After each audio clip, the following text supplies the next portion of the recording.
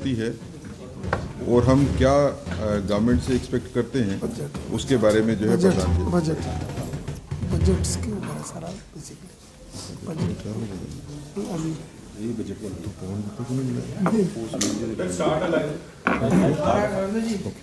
सभी मीडिया के मित्रों का भारतीय जनता पार्टी के कार्यालय में स्वागत है। साथियों, जैसा कि हम सब जानते हैं, कल हमारी देश की माननीय वित्त मंत्री श्रीमती निर्मला सीतारमण जी ने वर्ष 2023-24 का जो वार्षिक बजट है उसको पेश किया। जम्मू कश्मीर की जनता की ओर से हम देश के माननीय प्रधानमंत्री श्रीमान नरेंद्र मोदी साहब और हमारे देश की माननीय वित्त मंत्री श्रीमती निर्मला सीतारमण जी का हम हृदय से धन्यवाद करते हैं। जो वार्षिक बजट संसद में पेश किया गया, एक बेहतरीन बजट पेश किया गया है। जिस वक्त सारी दुनिया आर्थिक मंदी से जूझ रही है, जिस समय पूरी दुनिया में आर्थिक फाइनेंशियल डाउनफॉल चल रहा है, ऐसे दौर में श्रीमती निर्मला सीतारमण जी ने माननीय प्रधानमंत्री मोदी जी की देखरेख में जो वार्षिक बजट पेश किया है वो आम जनमानस का बजट है। जम्मू कश्मीर की जनता की ओर से हम माननीय प्रधानमंत्री जी का धन्यवाद करते हैं कि 35,581 करोड़ रुपए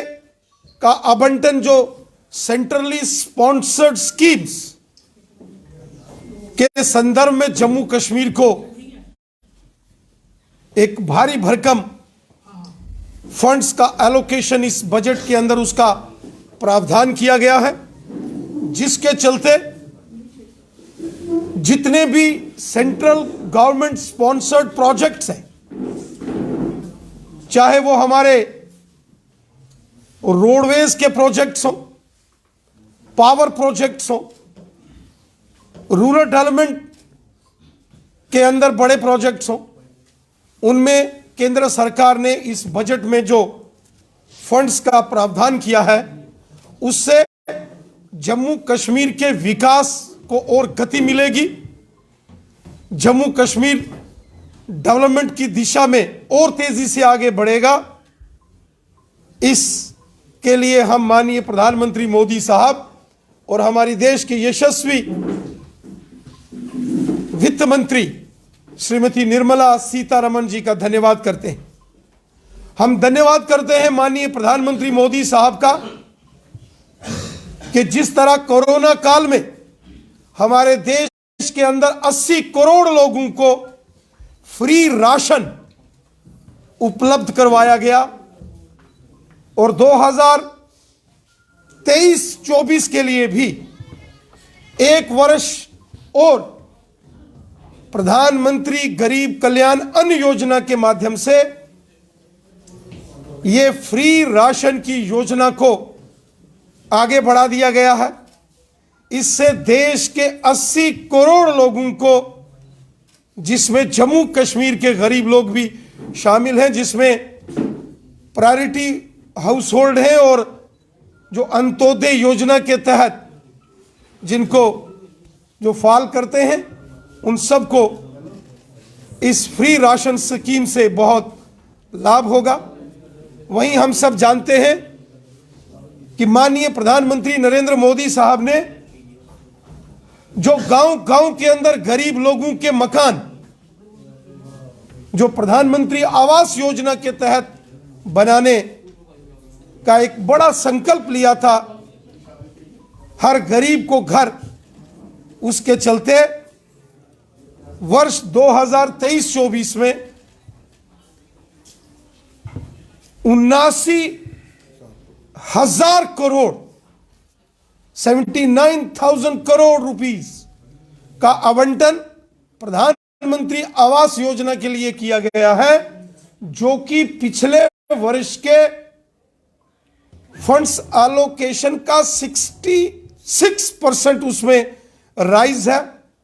अर्थात आप समझ सकते हैं कि ये जो गांव-गांव में गरीब लोगों के घर बनाने का संकल्प मोदी साहब ने लिया है, उसको और गति देने के लिए, पूरा करने के लिए इस बजट में बहुत बड़ा प्रावधान, प्रोविजन हमारी वित्त मंत्री देश की श्रीमती निर्मला सीतारमण जी ने किया है, जिसके लिए हम हृदय से माननीय प्रधानमंत्री जी के और माननीय वित्त मंत्री जी का आभार व्यक्त करते हैं। इस बजट में किसानों के लिए किसान क्रेडिट कार्ड के माध्यम से उपलब्ध होने वाली राशि को बढ़ा दिया गया। फर्टिलाइजर्स की सब्सिडीज का विषय हो या युवाओं के विषय हो, नौजवानों के लिए प्रधानमंत्री कौशल विकास योजना, स्किल डेवलपमेंट, जो कि मोदी जी ने उनका एक विजन था देश के नौजवानों के लिए,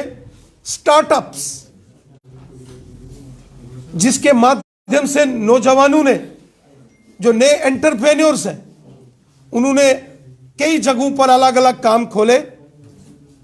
स्वरोजगार जिससे तैयार हुआ। ये मोदी सरकार ने इस बजट में भी इन सभी प्रोविजंस को रखा है। स्किल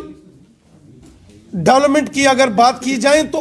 136 इंटरनेशनल लेवल के जो स्किल डेवलपमेंट सेंटर्स हमारे देश में तैयार होंगे, और आप खुद सोच सकते हैं कि इससे इंटरनेशनल लेवल पर हमारे जो नौजवान हैं, जो यहां से प्रशिक्षण लेने के बाद, इन सेंटर से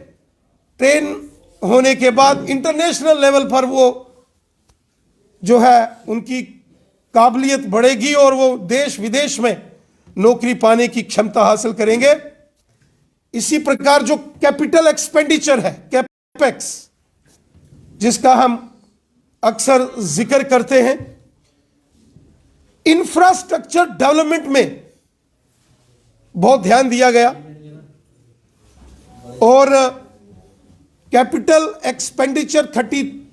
33% बढ़ाना अपने आप में एक बहुत बड़ी बात है। जो फाइनेंशियल एक्सपर्ट्स हैं वो इस बात को अच्छी तरीके से जानते हैं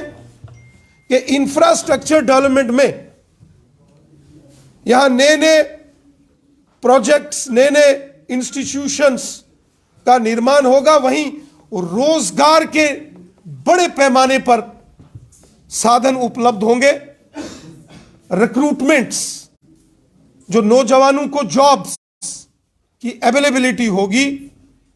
इन सब चीजों को ध्यान में रखते हुए मोदी सरकार ने लाजवाब बजट,